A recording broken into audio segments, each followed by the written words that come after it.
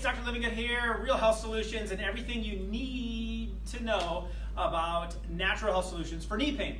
Question I get a ton in the office. A lot of people dealing with knee pain now, taking some very dangerous and actually poor choices in how to actually deal with the knee pain. So you're going to get 7 easy-to-use solutions today in order to follow so you can actually get real health solutions. So let's break them down. Now, the symptoms that you might have, that you know of that you have knee pain, it's kind of self-explanatory, but there would be inflammation, redness, swelling, and of course pain. Lack of range of motion, big problem as well. That would be the indicators of having a knee problem. Now, there can be many causes to knee issues. I'm going to give you some blanketed solutions today that will help manage and handle all of them, but of course with all issues you want to talk to a healthcare provider to know for sure what you're dealing with. But here's maybe the causes. Number one, you'd be looking at an overuse tendinitis issue. Very common. You're overusing the joint, you're putting a lot of pressure on it, you've been doing a repetitive motion, you maybe haven't been moving enough in a proper direction, or you're using your knee in a bad use. That would cause some problems. Overuse, tendinitis, inflammation. That's number one. Number two, biomechanically there might be something off. I always compare this to a tire being out of alignment in a car. If you drive the tire a long ways with it out of alignment, it's going to wear it down faster. Biomechanically, you may be off in the pelvis, the spine, the knees themselves, the tibia, the fibula, the kneecap. You could even have an ankle problem that's causing the entire unit to biomechanically be out of place, causing a knee problem. Remember, the pain is just an indicator that something is going on. Your body's trying to tell you something. Are you listening? The third cause can be muscular. People need to keep in mind that the knee itself moves because the quadriceps and hamstring muscles tell it to move. That is their primary job, is to bend and move the knee. So oftentimes when there's a pain associated with the knee, it's something going on with one of those muscles. Number 4 could be caused by arthritis. Everyone wants to jump to arthritis. They say, Arthur has got me. They say that it's bone on bone, which is just rarely the case from a lot of the x-rays and testing that I've seen taking care of thousands of people over the years. Yes, the spacing in between the joints that meet in the knee can degenerate down, can wear down more on one side than the other. There can be bone spur formation. Those are realities as we age, but a lot of that is attributed to weight. 1 pound of weight gain, research shows, on the upper puts 4 pounds of weight pressure on the lower joints. So because you're carrying around extra weight, just 1 pound. So if you're carrying around 10 pounds of extra weight, you're putting 40 pounds of pressure on your knees. That's a quick way to wear the tires down very quickly. Finally, the 5th cause of knee pain and problems is a ligament issue. These are a little bit more dicey.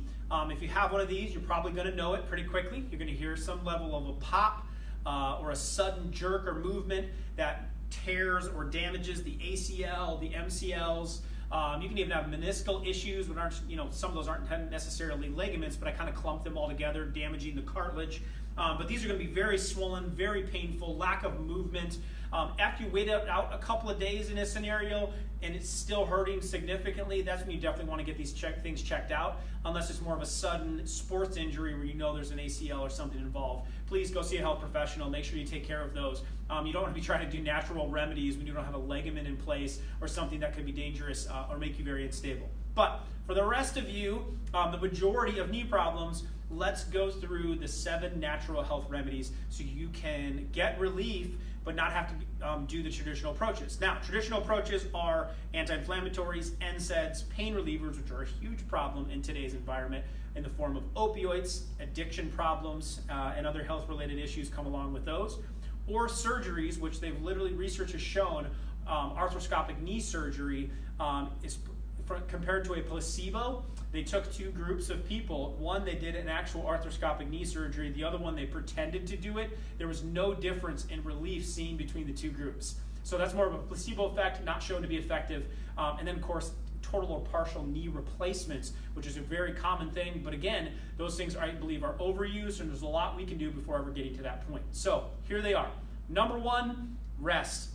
With an overuse injury, of course, with an inflammation, some of you need to rest and use the old Rice principle. So resting it, icing it, elevating it, just to help keep the knee stable and comfortable is a good idea, especially if it's very inflamed, very hot. Now this is actually a lower amount of injuries that actually happen. Something that is very inflamed needs to be rested. but I find a lot of people actually need to put a little bit more movement, proper movement into the joint. But number one, rice, elevate it, ice it to help calm the injury down. Now, number two is actually a displacement. So when you look, if it's a biomechanical cause that's causing the knee issue, I work a lot on these in the clinic setting, is that something biomechanically is off. So that's when I use a chiropractor with a chiropractic adjustment. So they may check the spine, they may check the pelvis, if something may be shifted, putting weight on the knee and causing the problem. There can literally be shifts with the tibia or the fibula in the knee that can be set back into position. The kneecap itself can be guided back into right position, or the talus or the ankle joints that are causing a gait problem biomechanically. So number two, very useful. See a lot of really cool changes with this. See a chiropractor, get a chiropractic alignment, and get the biomechanics corrected. Number three for real health solutions for knee problems is movement. Counterintuitive for most, but a lot of times the joint needs to be lubricated and moved. That you don't have knee pain because you're using it too much, it's that you're not using it properly enough. So some simple movement that you can put into the joint. Step ups, you can do this literally on a step, and you're just stepping up and down off of the step. That movement, activating the hamstring, getting motion into the knees, is very knee friendly. Now if you're jumping, that's going to be more of a ballistic movement and it's harder on the knees, but stepping is simple. And even lunges, when done properly, where the knee does not go past the toe, that lunge position is actually very good for the whole hamstring and quads, the muscles of the knee, to get proper motion into it. So lunges and step ups, a good option. If you have access to hamstring curls as well, that's another thing where you can engage the posterior muscles, which can relax the front side and help clear out any knee issues and knee pain.